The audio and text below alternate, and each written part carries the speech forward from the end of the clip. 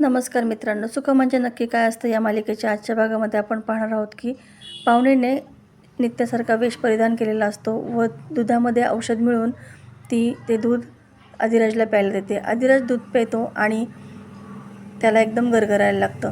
पाहुणी त्याला मिठी मारते. अधिराज झटक्यात तिला बाजूला सारतो आणि म्हणतो की मला खूप घशात कोरड पडली आहे, पाणी आण. पाहुणी पाणी आणण्यासाठी निघून जाते. तितक्यात नित्या तिला पाहते.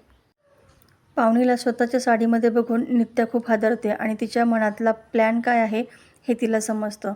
ती आतमध्ये येते तर बघते की अधिराज पूर्णपणे गुंगीमध्ये असतो. नित्या घाईतच दरवाजा बंद करून घेते. पाहुणी पाण्याचा ग्लास घेऊन बाहेर आलेली असते व अधिराजला आवाज देते. तिचा आवाज ऐकल्यानंतर नित्या मनातच म्हणते की पाहुणी इतक्या खालच्या थराला उतरशील असं मनातही वाटलं नव्हतं. पाहुणी खूप चिडलेली असते. अशाच नवनवीन व्हिडिओ अपडेटसाठी चॅनलला सबस्क्राईब करा. धन्यवाद.